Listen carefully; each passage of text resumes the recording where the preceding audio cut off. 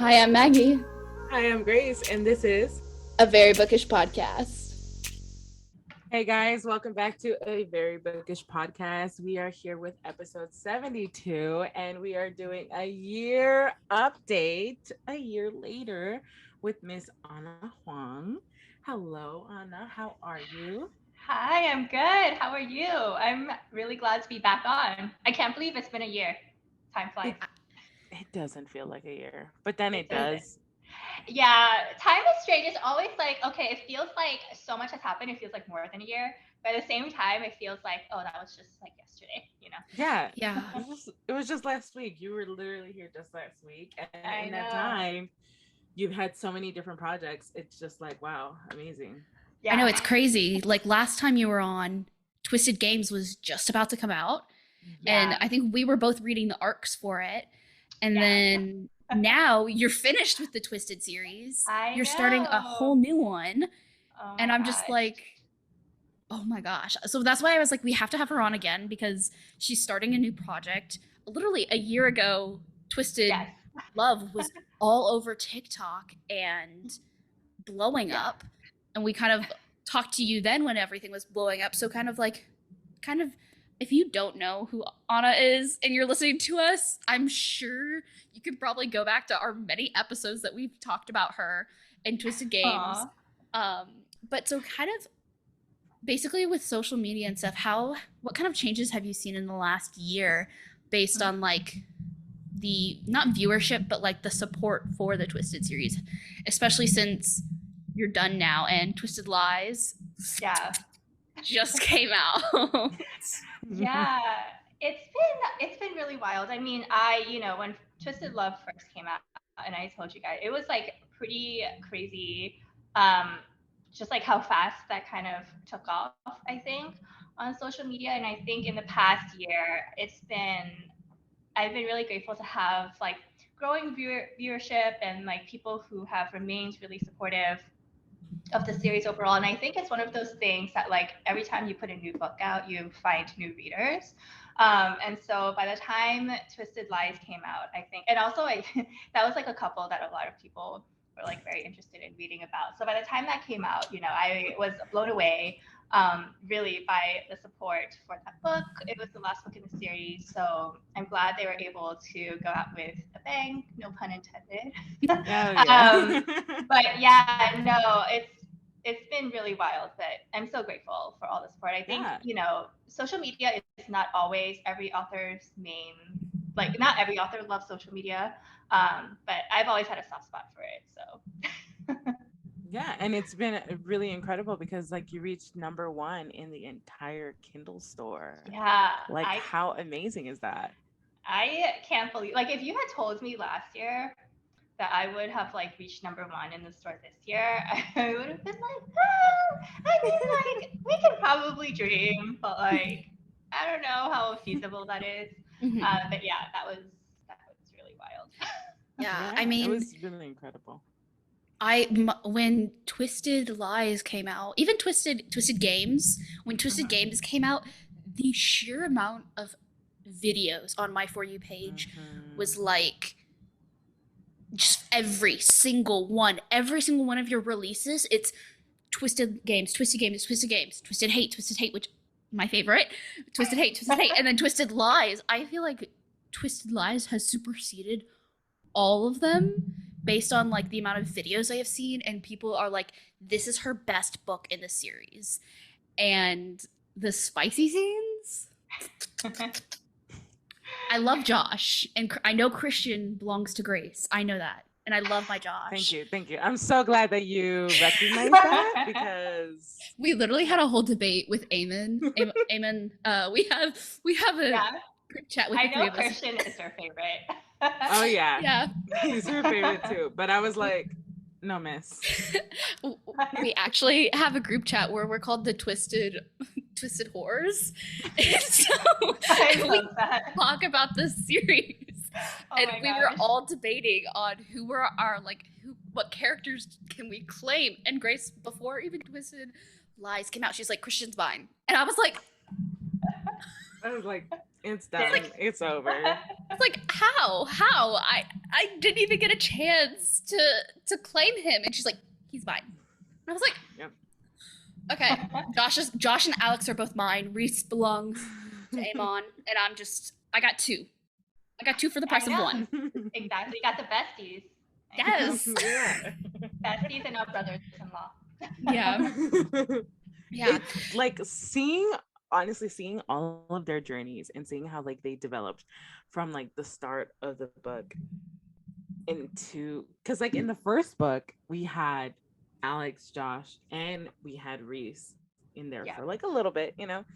And we got to see how they were at the beginning of their journey, and then like seeing them through each of their own books, seeing them fall in love, seeing them change, seeing the girls also like grow and develop and become who they wanted to be, you know, not just like college roommates, but then like developing their friendships and developing their professional lives to the end of the series, and just seeing how everybody came together. And just like my favorite part is like when seeing like cameos and things like that, and so seeing all four girls together again with all four of their men just sitting right there, and just like they're not friends, but they are in a way like they're very connected. Like I just love that so much. Yeah. I mean, best journey. The scene with, I mean, spoiler alert for Twisted Lies, like going forward, if you have not read this series, maybe go watch our first interview and then like read the series and then come back. But there are going to be spoilers ahead for the entire series, FYI, because I'm not going to be able to hold back. I don't think Grace. I can't. Yeah. But I'm bursting at the seams already. The way that we saw the evolution of everybody's relationships from the first book to literally Twisted Lies, where they're all sitting there, kind of forced to be together because all the girls went to the bathroom. Proximity for the guys. Yeah. And then they all start picking on Christian, and it just feels, it brings, I know you wrote the series when we talked about it a year ago, how you wanted the girls, it's like a group of girls, and I loved that. But I think it was so special to see all the guys, how they came together, and how they still were like Josh and Alex, they're great, best buds. But it's still that awkward thing of like, Christian is Alex's side piece. Like, like I know, Josh was hurt. Josh was like, excuse Josh me. was so hurt. He's like, you are not allowed to have other friends besides me. What is going on? It was so hilarious. I read that scene over and over because it was so funny. I just couldn't stop laughing. Like I had like my legs were up on the wall, giddy, laughing. I was having such a fun time because it's just like they're so alike, but they're so not the same. Yeah. And they're like, you know, they're cold off and they don't care about anybody but their girl, except for Josh, because he totally loves Alex so much. But you know, and then seeing them all kind of come together and their snarkiness comes out, it's like the funniest thing on earth. Yeah. And the fact that all of them were Alex's groomsmen, I died. I was like, oh, please. All four of them up there? I know. In their suits. Oh, I could have been at that wedding. I know. I was totally gonna switch places with Ava and just walk up and then just have like all four of them just marry me, and that's it. That's it. Turn it into reverse harem. That's what I was about to say. Exactly. But so kind of digging into that, like obviously a year ago we had no idea where these books, we were literally like, you were kind of cheeky with us. You were like, there's some guys that you're gonna like and stuff. So like in your process of writing this series, this quartet of beautifully written men and women, the women are great too, let's not forget about them, the stars of the show, and I think the men would agree. Yes. So what was your kind of process, and like how were you able to like differentiate each of the guys but still have them be so similar and such a dysfunctional friendship? Like how were you able to process through that, and like how did you determine which way you wanted to write a guy? Yeah, and that's a good question because for me, when I write a guide, there's definitely similarities in them because if you can't tell, if you've read the Twisted series, I really like that type of like alpha type of hero, probably a little bit grumpy or like a little bit closed off. I think Josh is probably the one that stands out a little bit the most out of all the Twisted guys in terms of like his personality. He definitely has like the most different personality from the other three. So for him, it was pretty easy. Although, when I was doing his book, he obviously you've seen a bit of a darker side to him, or like not as much of like a joking side as you see of him in other books, because that's his internal monologue. But generally, when I write these books, I always start off with my character sheets. And sometimes it takes a while for me to get to know the guys, right? And for me, it's always like, what is the source of like their emotional wounds, or like what is their character arc for the series? And how does that affect the way that they interact and like their thoughts about love and stuff like that? And so even though they're all like Alex, Reese, and Christian are a little bit similar, but I think they come from like a bit of a different places in terms of like their backgrounds, also kind of their moral codes a little bit. Like Reese, right? He's grumpy, but he's definitely the most, when you compare him to Alex and Christian, I think his moral code is very different from them. And that reflects in the way that his relationship with Bridget developed. And I know Alex and Christian are probably the most similar, but also a little bit different because Alex has always been the very cold, like when you see him, he doesn't like you, whereas Christian tends to be a little bit more sociable, I think, than Christian. A very different type of like background and trauma that you had to work through. But yeah, so a lot of similarities, but also fundamentally at their core, they're different people. Yeah. And you can definitely see that in the way that they react in like certain scenes, and like how their like whole journey and their whole process with the like reshaping the way that they see love and the way that they see their partner. And it's you see that journey in each of their books. I mean, because like Alex, he was just like, no, I'm just using her, but it's not gonna get anywhere. And then it totally falls apart for him, and then he just realizes like, I am an idiot and I'm gonna go crawl my way back to her and show her that I do not care about anything else but her. And then we have Reese, who just is trying to be this, gosh, I love him so much.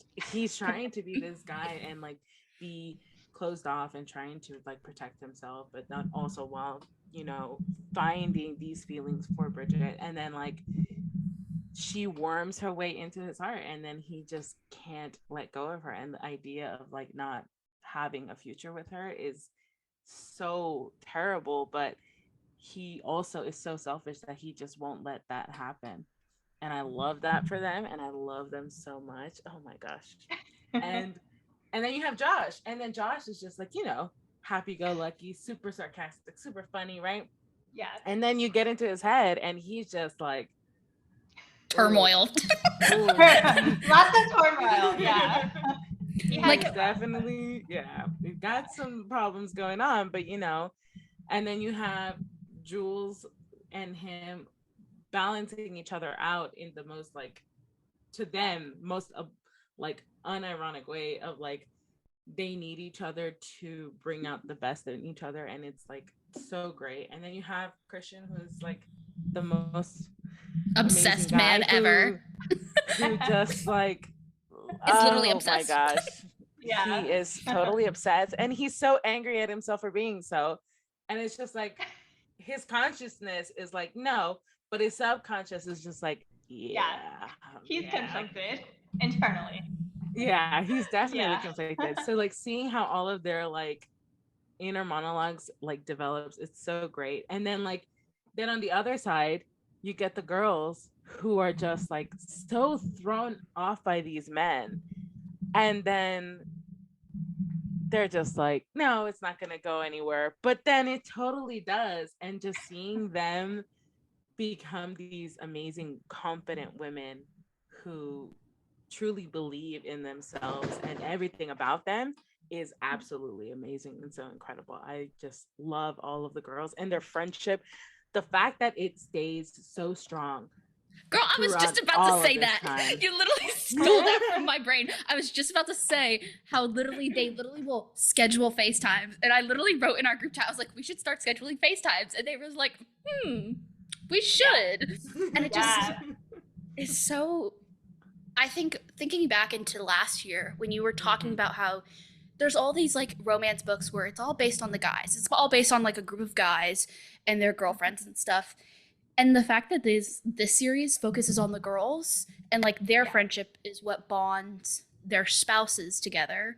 Except I think Alex knew Christian before everything, but that's a side piece. He doesn't really air that out. Yeah, he keeps that quiet. But it was just so beautiful to see the whole friendship, because even though Bridget is literally on the other side of the world, they still like make the time for her to be involved, and they still meet up and stuff, and it's just like, wow, I want that too. Like, I want that.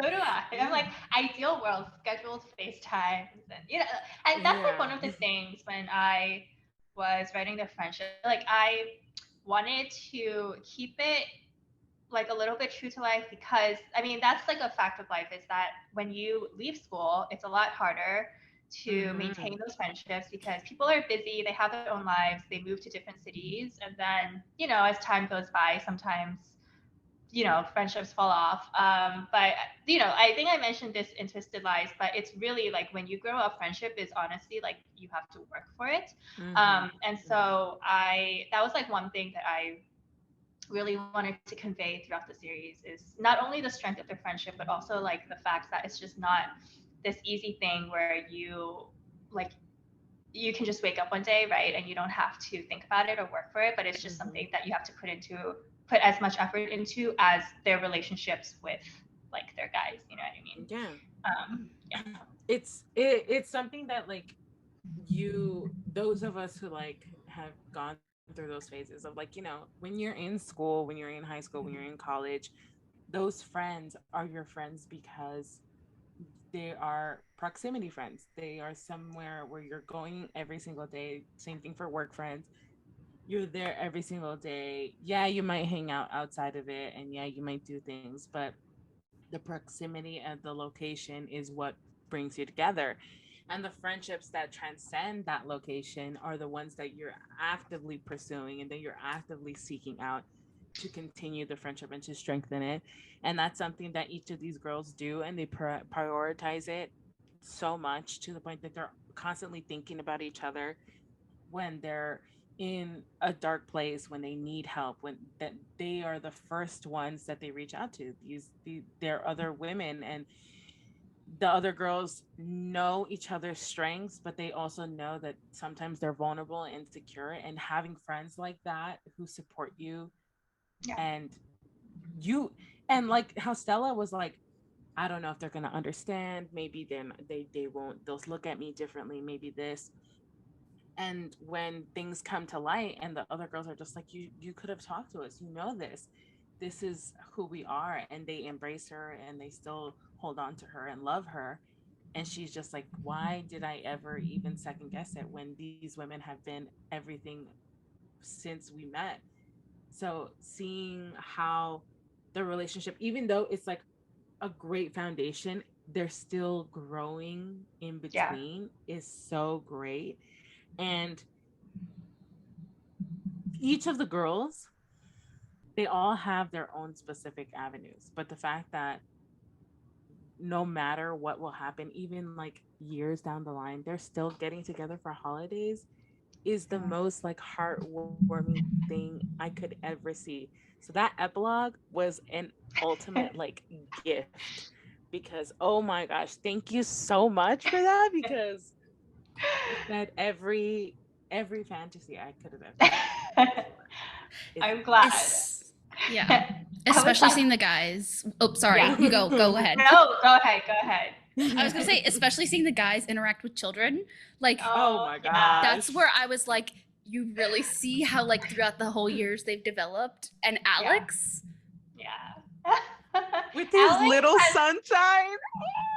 Alex has grown a lot. And I think that's something that's special about the first couple in a series because you see them grow the most.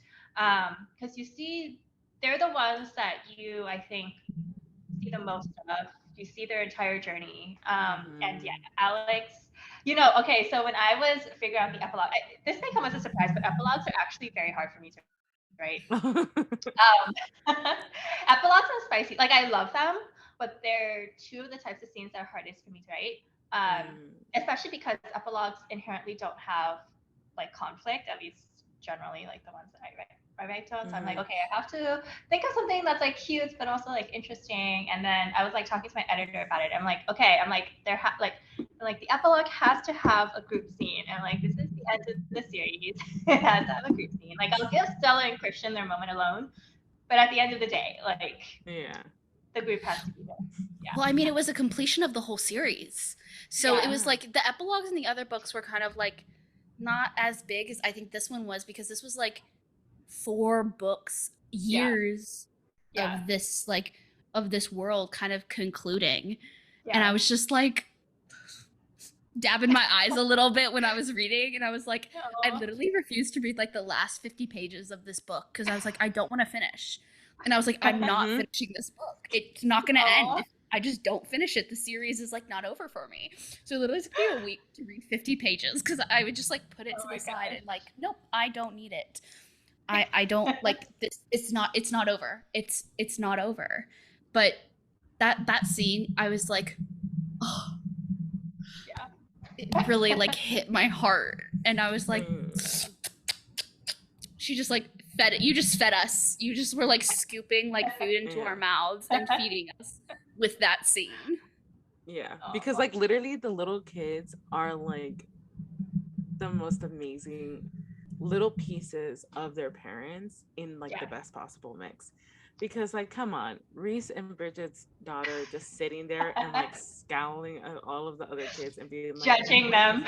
Yeah, like, come on, you cannot tell me that that's not Reese personified. Like, come on. And then of course like Alex and his like his little sunshine. Come on, how cute is that? So sweet, so cute.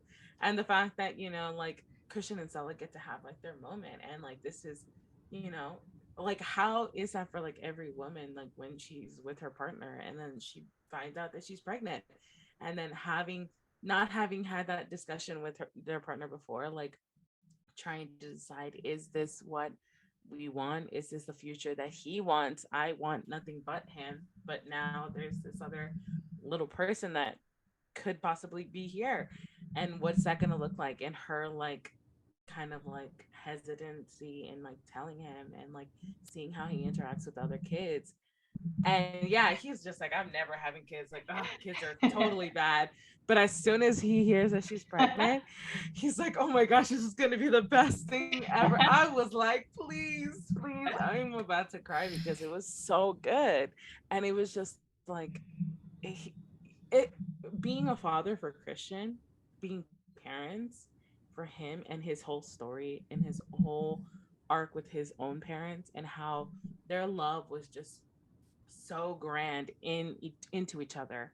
And that's kind of what he felt for Stella. But then they didn't have a kid that wouldn't feel that love. But the fact that when he found out he was having a kid, he automatically loved it, and the possibility that would have was just like a testament to his whole arc changing. And it's showing that, like, love doesn't have to be this all-consuming thing, this terrible wreckage, but it just develops and it changes. And it was so beautiful, and it was like the perfect way for them to end their story. It was so good. I loved it so much. Oh my gosh. She's gonna start crying because we were literally like, there were parts in this book. I'm talking about Twisted Lies because I know you said we talk about the whole series, but we're mostly talking about Twisted Lies. I know. But I like annotated this book, and there were points in this book where you literally had me crying or you had my heart racing with anxiety. Like there are pages that I marked where Stella's anxiety is exactly what I felt. So it was literally causing me to like almost go into a panic attack too. And I was like, this is how I know like this book is amazing, because I was literally like, why am I shaking right now? I'm literally like, I'm like outside tanning, and that's when I was reading this book, but I'm like sitting there like shaking, like, why am I feeling so anxious? And then I'm like, oh, that's because Stella's also having a panic attack. And I'm like, huh, besties, like, same. I know. On the same wavelength. Yeah. Oh my gosh. Yeah, and it was so great because like she was a creator, she was a content creator, and yet, you know, she's doing all of these other things. And like, I know I mentioned this to you before, but like for our listeners, like this was almost like a story written for like all the other creators that have been like on Book Talk and all of these things. And it was a testament to like how we feel constantly, you know, trying to keep up with trends, trying to feeling that drain and that insecurity of like trying to reach your goals, but then not sure if you want to go that way. And like, it's hard, but like, you know, she pushed through, and it was so nice to see that. Did you know when you first started that this is where you were going to draw from, or did you draw from own personal experience to write those type of scenes where she felt like that insecurity? Yeah, I mean, and I've said this before, Stella is the female character that I related the most to for many different reasons. But yeah, the whole, and it's, you know, whether people call it influencer, creator, whatever they want to call it, I feel like in general, I mean, the word influencer gets a bad rap, especially in the media, right? Usually when I see them portrayed, it's usually in a negative, generally speaking, in a negative light, right? But I mean, in the past, like I have many friends who are creators, and I was a creator myself for a while in the back. And so I know, I mean, like in every industry, there are bad eggs, and like some of those stereotypes are true, but I also know like the hard work that goes into it, and like the insecurities, and, you know, how draining it can be, the pros and the cons. And so I really wanted to show a side of that industry, like kind of give a nod to, yes, like there are these like superficial kind of shallow things that happen, but also like give a deeper look into really what it's like to be someone that, you know, is basically has to live on social media almost, and how that affects her life and like her mental health and things, because I think that is something that is increasingly relevant today, especially with all these kids that are growing up in the age of social media, like 15, 16-year-olds who are like blowing up on social media, and like they're getting thrust into this world. And, you know, I mean, she's a little bit older than them, but still years. You know, you still feel it there. And it's like, it was like really nice to see like her overcome that and like end up stepping back and realizing what she really wanted to do, and then going after it and doing it. And, you know, of course she had like this amazing man behind her, like telling her like, you can do anything. What? We all need a Christian. We all need a person type man. The way Christian was so supportive of her, though, like literally Grace was crying. I'm calling her Grace. Grace was crying because like even I had to mark these down where I'm like, how is he saying everything that I want to hear? And it's like, and I literally we were talking in our group chat. We were like our standards have like just doubled. Like if he's not on this level, boot him out. Like just drop him off on the curb. Yeah, I know. You can't settle for mediocrity. I know. And like Christian was just, I mean, all the guys in this series each have their own quirks and how they treat their partner, and it just makes me value myself more, where I'm like, oh, I deserve to be treated like this. Like this is something that like, I think it's so funny when like people on like, we talk about it on the internet where like men are better when they're written by women because it's what we want. And it's like, guys are always like, oh, I don't know what a woman wants. And I'm always like, just read a romance book. Like read a romance book and you'll understand manuals. What we want. Yeah. Literal, like, you want to recreate scenes with me? I'm good to do that. Like we can do that. but especially some of those scenes in Twisted Lives, I was like, I know. You gotta just And- leave it out, lying out, like circle scenes. Be like, yeah. Oh, in Twisted Hate too. The Twisted Hate scene. Grace knows exactly what scene I'm talking about. Which one? I'm talking about them scarves and the toy. Yep. I had a feeling that was the one you were thinking about. That one was. That scene, when I was reading it, I think we talked about it. We were like, Miss Anna, like, oh my gosh. We were like, we literally talked to her, and this is not what we would imagine coming from her.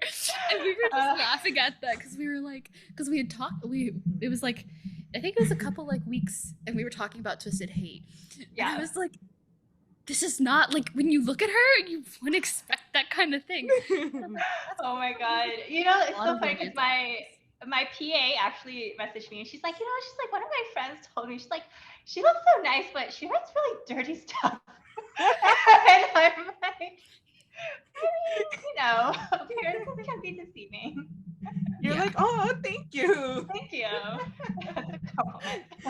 Oh gosh, it's so great. And I love how like each of the men and the girls have their own like specific desires that are just like answered inside the books. And it's so great. And then like, yes, these men have money and they're great. They got great careers and all that stuff. But when it really comes down to it, that's attractive. It is attractive. But the things that really connect them, the girls, like feeling that love and feeling that affection, it's all the little things. It's all the little things that make them feel heard and seen. Like for Stella and Christian, yes, he had money and yes, he would buy out and whatever, right? But the moments that she really felt him were the moments that he was like getting down onto her level and like talking to her and being like, you made it this far. You are incredible. You are the most amazing, most beautiful person here. And like giving pieces of himself, opening up that intimacy. That's what really captured us. And that's what really makes us like our standards go up, is that level of like intimacy, of communication, of talking, and like just assuredness. Yeah, the money's a bonus though. The money is a bonus. I'm not gonna lie. But like the cherry on top. That's what it is. It's the cherry on top. It's like so incredible. And I'm so like, congratulations on finishing the series. I know. Thank you. It's surreal. I can't believe it's, it took a little over a year. Like Twisted Love published at the end of April. Twisted Lies published at the end of June. So a little bit over a year for the series to complete. And a little bit. It does not feel like a year. Like when I think about it, I'm like, it's been a year? I know. Like the first book? I know. It feels like so much has happened. Because I was like waiting for the next book to come out, and I was like, oh my gosh, when is the next book coming out? When is the next book coming out? Like, and it's only like a few months later. It's like 6 months later. So I see that you have another series. I do. Ma'am. 7 books is what I think I saw. Yes. A little bit intimidating for me because it's a long series. I typically, if you see my previous 2 series, I stick to 4. That's just like my number for some reason. I don't know why. But I love the concept of the 7 deadly sins. It's just one of those things. I don't know why. Like when I was growing up, I'm like, oh, this is so cool. I'm like, anything 7 sins themed, I'm like, oh, I like this. So I was like, you know what? Why don't I just write a series based around this? But I mean, the good thing is that they're all interconnected standalones, like the Twisted series, right? So even though it's a long series, like all of the books can be read on its own, which is a little less intimidating. Like if I were trying to make a 7-book series about one couple, that is a whole different ballpark, like ball game. But it's 7 couples, so I think we're good. We're okay. And it'll give me some room to play around, I think, with some like different dynamics and different tropes and stuff like that. So spoiler alert, it was literally said in the last page of the book, but so Dante and Vivian, yes, I'm right, are going to be the first couple. So is this series like Twisted? I mean, I'm a dark romance reader, so I read Yeah. a lot of dark romance. So this is like Yeah. a little bit of the lighter side, but I know you don't write really dark romance. So is this Yeah. going to be like your darker series, or is there going to be kind of how it was in the Twisted series where like Twisted Games and Twisted Hate weren't as dark as Twisted Love and Twisted Lies? Like, is it going to be a mixture, or is this going to be like Mafia Man romances? If you're allowed to say. No, I can say it's not. So it's not Mafia. I wouldn't say it's dark. I would say it's similar in tone to Twisted. I will say the first book, Dante and Vivian, is not really like dark. You know what I mean? I think they're more like probably Twisted Hate, Twisted Games level. I can't say for the other books because I haven't plotted to the end yet. There's a lot of books to plot. But yeah, I know for sure Dante and Vivian are not going to be that dark. This series actually, and you can see by the covers, it's funny you should ask because I actually just changed the covers for that series, the Kings of Sin series, because I like to do my covers before I write the books because it gives me motivation. I literally remembered that from last year. Yeah, and I'm like, I'm gonna picture this in real life. And I actually had those covers done like last year. Because I already knew I wanted to write this series last year. And then I was like looking at it and I'm like, oh my gosh, I was like, this looks like dark romance. I was like, this looks like a dark mafia romance. That is not. So I had to go back, like bless my designer, but I had to go back and I had to redo the series covers so that they look a little more like matching with the tone. Yeah, with the tone of what they are. Yeah. Anyway, long story short, no, it's not super dark. Okay. Yeah. I did kind of think they were. Yeah, I figured.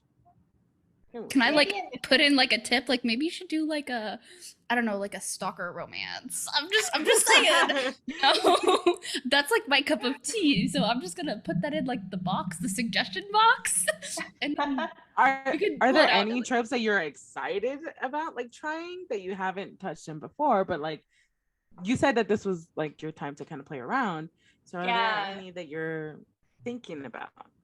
Yeah, I'm still finalizing all of them and like moving things around. I think one, there's a bunch that I haven't done before.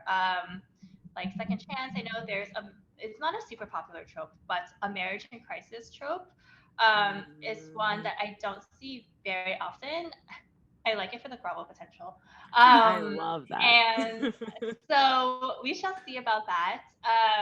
And the others as well. I was honestly going through and I'm like, sometimes I don't know until I get to the book exactly how they're like I can plan it out ahead of time and I get to the book and they're like, no. So I'm like, okay, I have to go and change it. So that's fine.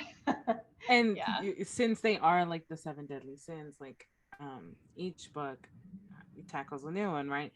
So how, at least with this first one, how heavily will that theme play out in like the storyline of the book?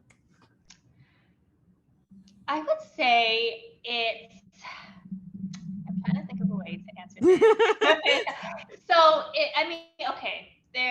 the first one, it's Wrath.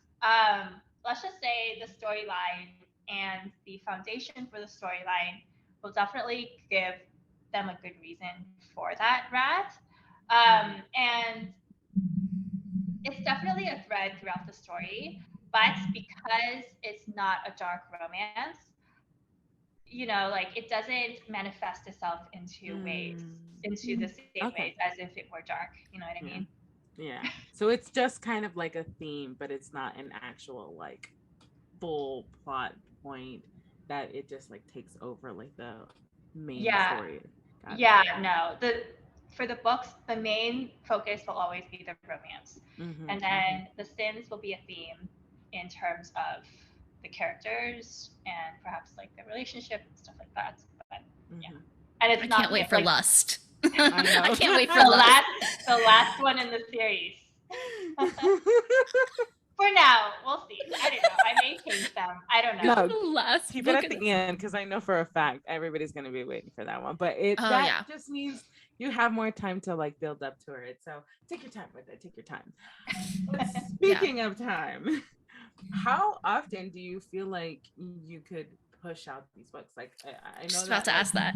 Twisted Yeah. series, we kept it going pretty quickly, even though it didn't feel Yeah. like that, but it was. This series, are you gonna like spend more time between each book, or are you just gonna finish them and Yeah. push them out? I'm pretty I'm pretty consistently, I would say between my releases, it's generally a couple of months between my releases. Mm-hmm. And I think I plan on sticking to that schedule. I generally cannot write more. I would say like a maximum 4 books a year, but 4 books is really pushing it. I would say like 2 to 3 books a year is in general my cadence. And that's because I have no work-life balance. And and it's not really like work. I mean, sometimes it feels like work, but like for the most part, this is like fun for me. And yeah, so that's just it'll be the same for Kings of Sin. And sometimes even if I think I were to get some books done ahead of time, just because I have more time to write now, I would still keep it at several months in between releases. I think that's enough time for me to really write that story out, but also get a little bit of rest in between releases. Like I give huge props to the authors who are able to push a book out every month because I'm like tired just thinking about it. I'm like, oh my god, I can't. One release takes me out for like a week or two. Like I have to like decompress. Yeah. Oh yeah, it takes a lot of work, but I mean, it's been working out so great for you, and I feel like, you know, 2 to 3 is good for to feed us like hungry fiends. Like we will relax. Okay, maybe not all of us, but Maggie specifically, but it'll be fine. As long as you are doing what you can to like do your craft to the best of your ability, that's all that we as readers can ask for. So we're fine. Don't listen to us when we say that it's too long. Please don't yeah, listen to us. don't feel pressure. I like to joke. I like to giggle, but I also have like barely any work life balance either. So like I also need to like control myself sometimes. But so you're talking about writing this new series, and you just finished the Twisted series. What are some of the changes that you've noticed in like your writing style from, because Twisted Love is like 300 something pages and Twisted Like Lies not is like professionally long. 5, like they all each were like, oh, oh, oh, okay. Like, so what are some of the Yeah. changes that you've noticed? I think the Twisted series is, I mean, one of the reasons I think they got longer each book is because as the books progress, there's more threads that I have to tie in together, right? Like, I think Twisted Lies probably could have been a lot shorter if I took out all of those group scenes. I mean, like, scenes that are not necessarily like you need them for the story, like, they don't affect the plot really that much, but I put it in there because, it's like the last book you want to see those characters together on page. So the more books there are, the more subthreads there were. I think that's something that I have to keep in mind for the Seven Sins series because, oh my God, if I did the same thing that I did to Seven Sins, I did to Twisted, by the time we get to book 7, you can probably use that as like a weight. But no, I think one of the things I'm trying to do is I'm actually trying to pull back a little bit on the different subplots in this series. Like I said, the romance will always be the main part. But there's a lot of suspense going on in the Twisted in some parts. So I think for some of the books in the Sin series, there may still be a little bit of that, but I'm trying to make it a little bit more like specifically romance focused with fewer subplots. But still with plot. Yeah. I can't. For me, I can't do like fully like 100% just romance stories. And my writing style, I think it's more like my feedback. Like I try to learn from each previous book that I write and try to improve in that way. I also think like my feedback process has changed a lot. So, my alpha readers and my developmental readers or my developmental editor, I think, have helped me a lot. So now I just have a few more eyes on things as I'm writing the book, which I think has actually been very helpful to me because before I used to be like, okay, I finished the story and then I send it to my betas and my editor. But it's a little bit different because by that time, like when I've written 80,000 words, and it's harder to change like certain storylines without having to redo the entire thing. Mm-hmm. So I think this way it's actually very helpful to kind of, if there are any issues, to kind of get them like right at the start. And so, hopefully that makes the story a little bit stronger. Yeah. So Yeah. forgive me, I'm not an author. So could you describe for those who aren't authors either the Yeah. process of like what an alpha reader and what a beta Yeah. reader is and like how they help you? Because I know about beta Yeah. readers Yeah. and I know about arcs and stuff, but what is like Yeah. what do beta and alpha readers help you do? And like what's that kind of process like? Yeah, so I have both. I also have a developmental editor that for Twisted Lies that I just started. So alpha readers are basically the ones who get the unpolished, like they get the rough drafts of the story, and they get it generally in chunks. So every author does theirs different, but for me, I generally send my alpha readers. I have about like 4 alpha readers, sometimes more, sometimes less. Like for Twisted Hate, I had more because I needed specialty alpha readers for law and medicine to make sure that I got, that terminology and the things right in the hospital.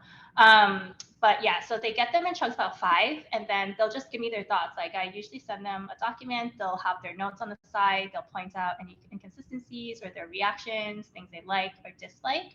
And that's actually very helpful for me because I think when I send smaller chunks to the readers, they're able to dig a little bit deeper into the storyline for each chunk. And then after that's done and I change, I make my changes based on my alpha readers, then I have a full draft of the entire story that's basically kind of finalized. And I send it to my beta readers to basically read the whole thing at once. I have a questionnaire that I send them with like pre-filled questions that they have to answer. And so for them, they are detailed, but not as detailed as alphas because they have like a full novel that they need to make notes on. And they'll just give me like their general thoughts on the overall plot, story, characters, etc. And then once that's done, I will send it to basically my copy editor, my proofreader to do like the grammar and the proofreading and stuff like that. Yeah. Yeah. Wow.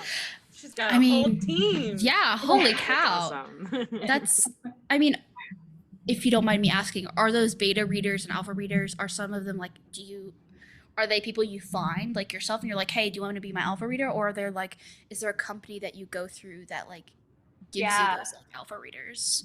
So there's both. My alpha and my betas are like my readers. I used to only have beta readers, and then I started using alpha readers, which is Steam's for going forward. And so those were just my readers. I had an application up. I think before Twisted Games came out, people applied, and then I picked a couple that I felt like would be a good fit.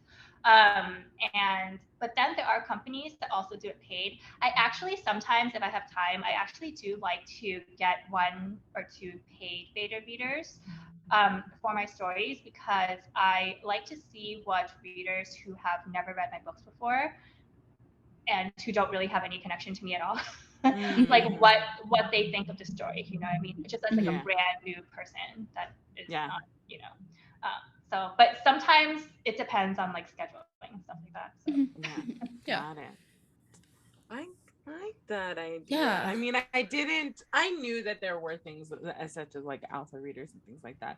I've never been lucky enough to be one, but I feel like being an alpha reader,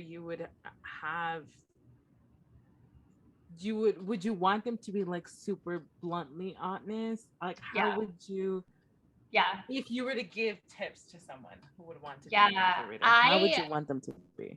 I mean, I definitely want them to be honest, right? Like the reason, like I don't give my story to people so they can be like, oh, like this is great, there's nothing for me to change, right?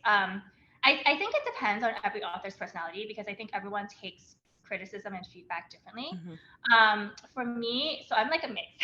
So I'm like, I really want that honest opinion. And I want people to tell me exactly what they like or don't like. If they have any suggestions, I'm open to that. If they have any changes, I'm open to that.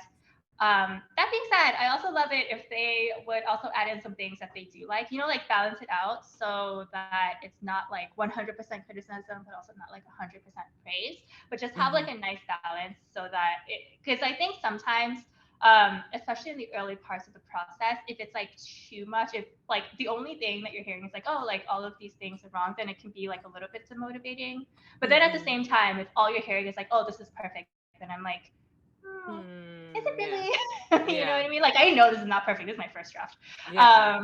But yeah, so it's honestly just being very honest. Like, first you have to know. Like, I think if you're new to an author, maybe have a conversation with them ahead of time, just asking them like how they prefer their feedback. You know what I mean? Like, some people like really raw, like just like brutally honest feedback, and others need something a little bit softer. You know what I mean? So just understanding that and kind of like tailoring Yeah. things going on. Yeah. Wow. I definitely would crumble under brutal honesty. I would just feel like, oh my gosh, I'm the worst writer in the world. No. So if I were to have, I definitely would want to mix just like you. I would need a little bit of praise, just a little bit to feed Yeah. that side. Yeah. So we need a balance, but yeah, that makes sense. Totally. I mean, I definitely have seen a change in like the way Twisted Lies was wrote, and then between Twisted Lies and Love. Twisted Love. Yeah, I was like, they're both L's, which I think is funny that you I started. know people get them confused a lot. But the difference between them, I could tell that there were like things where I was like, oh my gosh, she's like, I've seen your evolution of your writing, and I think every author has that with just time and what is that called? Like not background, Experience. Backlist. experience. Yes, Oh, okay. experience. Like your writing style has developed, and like I see it in Twisted Lies, where you're literally giving me an anxiety attack, and I'm like, shoddy, shoddy. I don't. You've gotten too good, too good. I don't. This is like I need to go take like a Xanax or something when I read this the next time. Oh no. All jokes. I'm just joking. Okay, I'm joking about the Xanax. Don't come for me, police. I'm joking. But yeah, it definitely. I just didn't know. Like, I knew that beta readers were a thing, and I knew that ARC readers, because ARC readers are like for reviews and stuff, and beta Yeah. readers, they kind of got like a draft or something. And Yeah. I had never heard of like an alpha reader. I was like, alpha Yeah. reader? Wow. Mhm.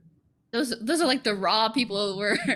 Yeah, they gotta, because they read it through the typos and everything. Because I don't, I just send them. I'm like, this has not been proofread. It's not been edited. I literally just write it and I send it. So I think if you're very picky about grammar, probably not the best step because you're gonna have to. There'll probably be like a lot of typos in the alpha reader. Oh yeah, yeah, Maggie. If you can't read through typos. It's actually funny you say that because Pauline and I bullied Grace. We bullied Grace because she posted like on her story, and we were like, "We can't read this." And context clues. It had two typos. It had two typos in it. It said should instead of shoulder, which if you're reading the whole thing, you can guess that it says shoulder. And then they were both like, I've been trying to read this for like 10 minutes. I can't understand it. And then I typed out exactly what it was supposed to say. And it said he instead of the.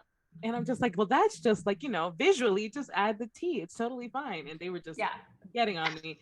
I was just like, you guys would, when you were saying like reading through typos, I'm just like, Pauline and Maggie would not work because they got on me about typos.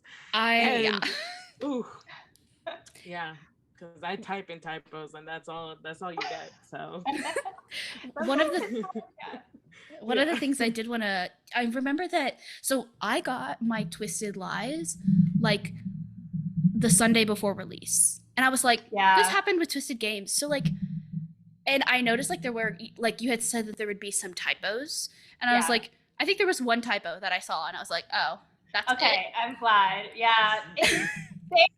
So yeah, Amazon sent out some early books and stuff, which I was happy with. Yeah, and actually, so for Kings of Sin, actually, the paperback is actually coming out a little bit early. The paperback comes out 2 days before the ebook. And yeah, so sometimes I do like to, not always, sometimes I like to put it up a little bit just because Amazon, I never really know, like the paperback can take a while to actually go live. Like once we submit it on the back end for it to go live, like I never quite know how long they're going to take to go to review. So sometimes I will submit it a little bit early just in case they take a little bit longer. Because I do want it to be up by release day. But then sometimes on the back end, they'll be like, oh, like, I guess I'll just ship out these early copies to like a couple thousand people. Is that kind of like, when I worked at Barnes & Noble, we had like books that were like, they're called SOS, so they're strict on sale. So you literally could not sell them until that date. And like, we could not put them out on the floor. They were like locked in the back.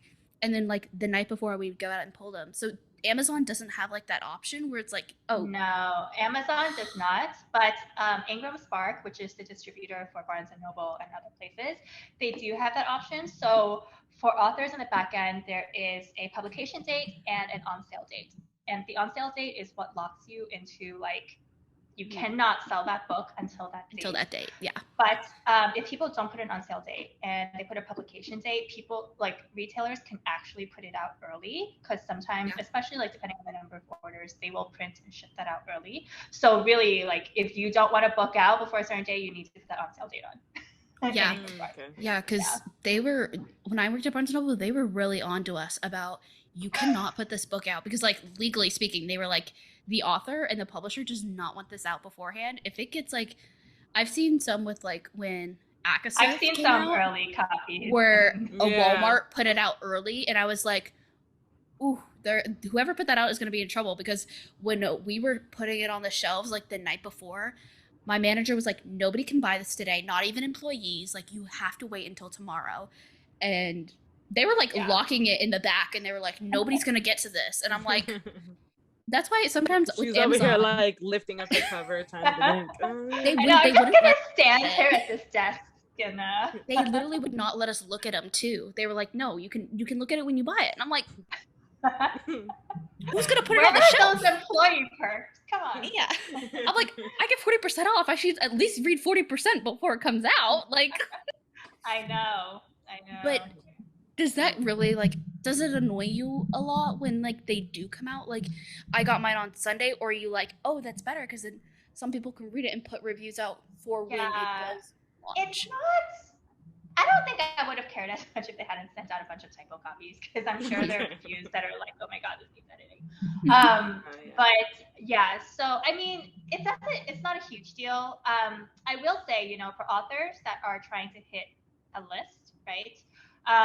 If they want to hit a USA Today or a list, and those books come out early, it can be a huge thing because, you know, lists like USA Today, they only count from Monday to Sunday. So let's say if they send those books out or whatever, and all those book sales are on Sunday, then it doesn't count for, those numbers don't count for the list run for that week. So I think that would really impact kind of, you know, people who are doing list runs. But for the most part, I'm like, you know, it happens. The one thing I am worried about is that people who get the books early will have spoilers.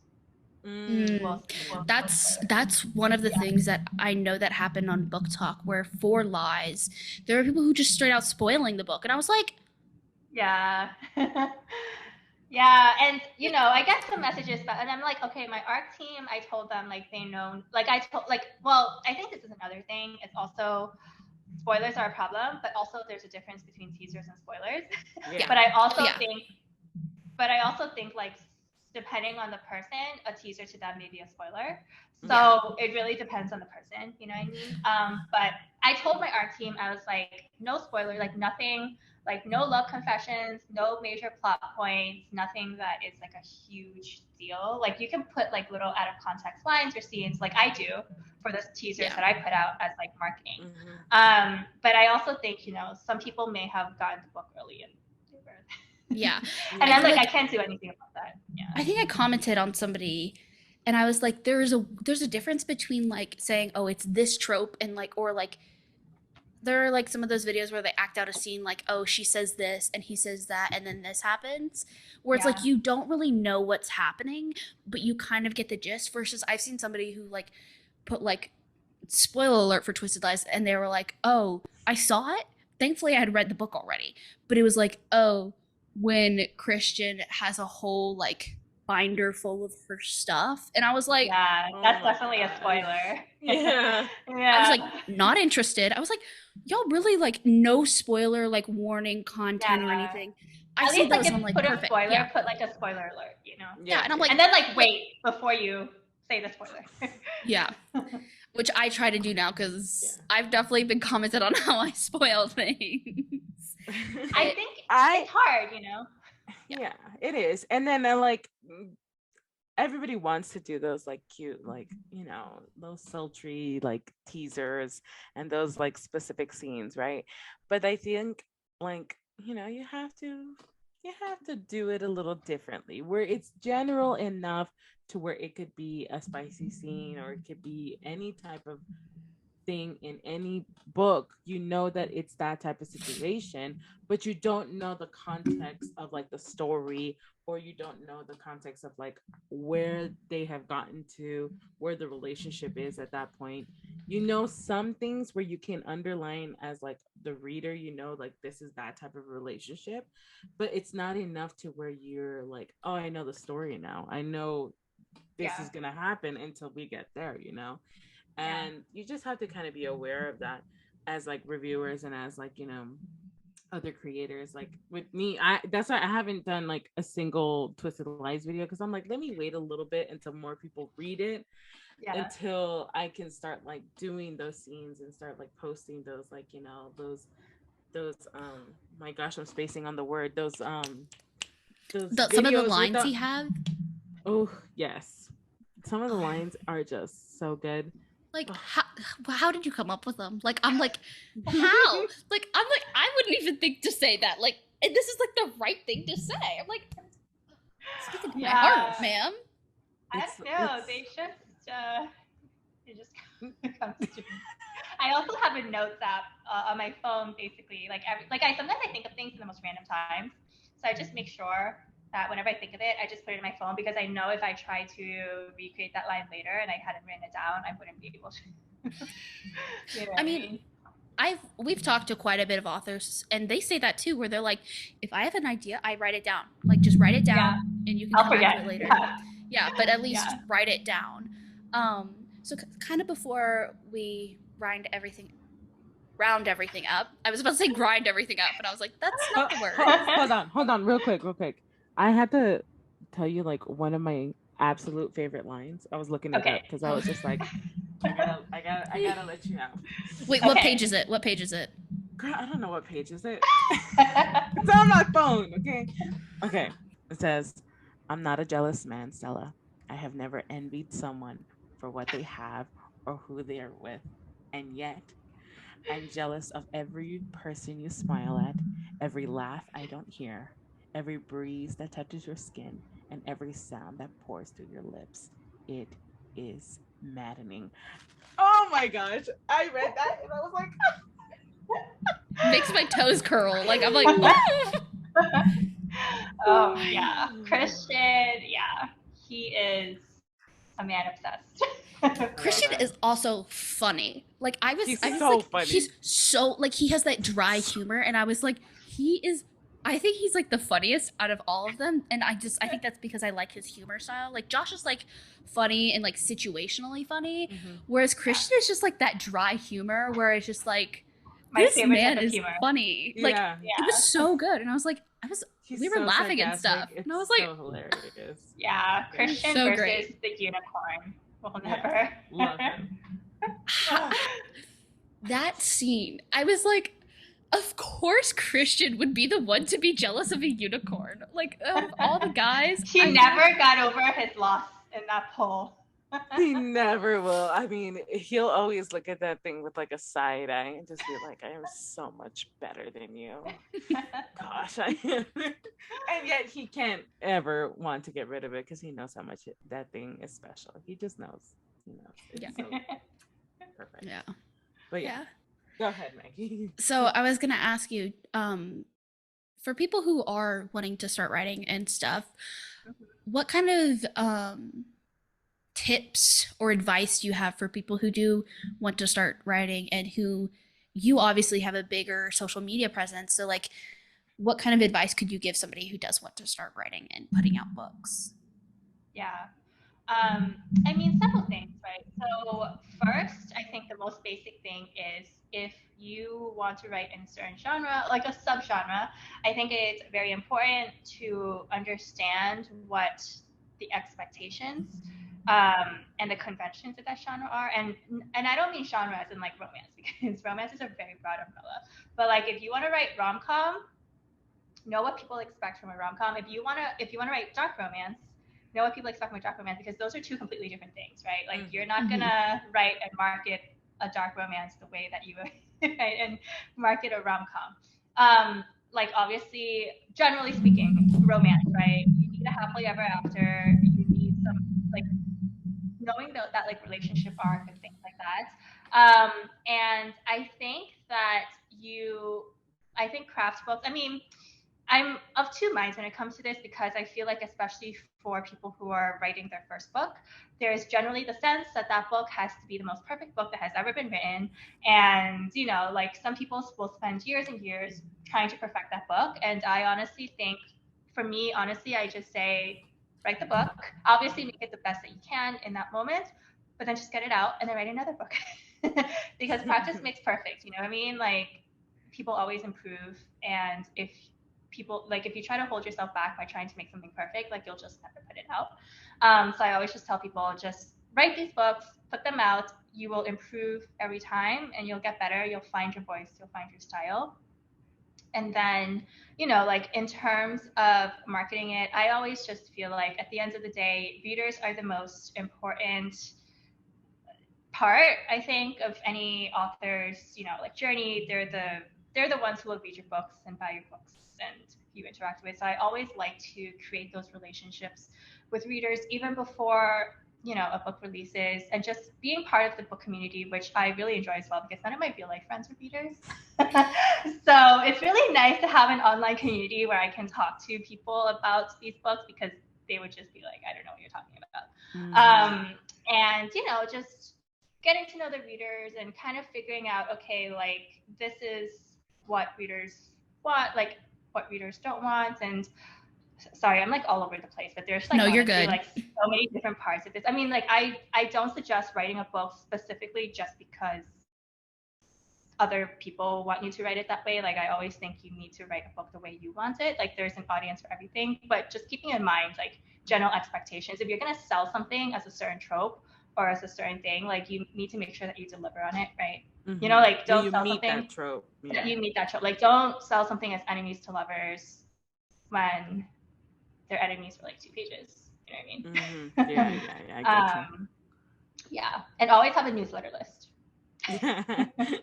I love those emails so much. Yeah. I get so many. I get so many. Like I signed up for so many, and I'm like, wait, why did I sign up for so many? I get like I love emails a day. I'm like, oh my gosh, they're because some of them I'm like, ooh, eye catchy. Yeah. Every time I see yours, I'm always like going through like the whole thing all the way to the bottom. I'm just like, oh my gosh, Anna, so far that we've come. And then like so much has happened this past year. So much has happened. You've grown so much, and now you have like a special edition coming out with like the steam box, which I love the steam box so much. Melissa is like absolutely amazing. Yeah. She is. And like, it's incredible that from where you started with your first ever books to then your first book in the Twisted series and to now that you're soon going to be releasing a new series.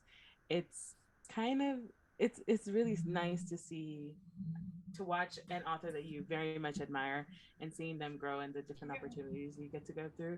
So I'm really happy for you, and I really thank you for like all you guys have done and like your whole series. It just meant so much to me. As you know, like it meant a lot to me. So I thank you. Thank you. I'm so happy to hear that. Like I appreciate you guys so much, and for having me on early last year and for continuing to like love and read the series. And for me, like I will always be grateful, especially to the people who were at the very beginning, like with me from the very beginning. Like honestly, it's been a very wild year, but I don't think I could have done it without, the support my readers and creators like you guys. So thank you so much. Thank you. I mean, it's weird to think that like you were kind of one of the first authors that we had on. Like we had a couple of authors on, but Yeah. you were like our first major one where we were like there. You were popping on TikTok, and you still are. And we were like, oh my gosh, she said yes. And then now I was like talking with Grace. I was like, what if we did a year in review? And I was like, I'll just DM her. And I'm like, oh my god, I just said that. Like I just said I'll just DM on Anna and ask her if she wants to be on the podcast. And I was like, wow, I'm so like chill and cool. Like look at me. Yeah. And I was like, thank you, podcast. Feel free to DM me anytime. Yes. I know Grace. Grace will DM you all the time. I love the video reactions when you're reading. Oh my gosh. And it sucks that I haven't been able to do that as often now because like now I'm working. So like Yeah, I'll it's like harder. I have like kids running around and like, you know, reading while I'm doing it. And I want to react so bad, but I'm like, I can't react right now. I gotta hold it in. So, but yes, just know I was swooning. I was kicking and screaming. I was so giddy. I crying because he did not exist. I was absolutely enamored. It was amazing. I'm so happy to hear that. Yeah. Well, thank you, Anna, for coming on. And thank you, everybody who has listened. If you haven't already, you should definitely go check out last year's episode because this actually released a year, like exactly a year later, is the release of this 'cause episode. Yeah. Wow, And so that's perfect. It literally was so perfect timing. Perfect timing. So thank you, everybody who's listened. Make sure you go into the description. I'll have all of Anna's links, even to her website, her Amazon profile, her Goodreads, so you can go and check her the out if you pre-order haven't. for her new series. Yes, I mean, if you have listened this far and you haven't read her, what are you doing here? What are you doing here? Oh, I'm scoping you out. Like, go read. Go read. We just spoiled almost the entire series for you. Still go read it. And on top of that, for my audiobook listeners, the audiobook for all the way up to Twisted Hate has already been out. So yes, get on that. on audio. Yes. Well, thank you everybody for listening, and we will. I don't know next week's author, but or guest. Don't ask me any of my plans. I'm still ready to go. We're actually in a Polycon right now as this episode is airing. So Grace and I are living up and meeting authors today for book signings. So yes, if you see us, say hi. And we will be uploading like little vlogs and things like that for our journey at a Polygon. So even though you weren't able to come, you can still see a lot of the experiences that we get to do. And we'll have like a cute little episode of like questionnaires that we're asking other guests there. So it'll be fun for you guys to listen in on any of our journey. And then, you know what, Anna, we'll see you next year. Same time, same place. We're just same time, same place. Every year. Yeah. It'll be an Every annual year. tradition. Yeah. Yes, exactly. Well, thank you everybody, and we will see you next week, and we'll see Anna next year. Bye. Bye.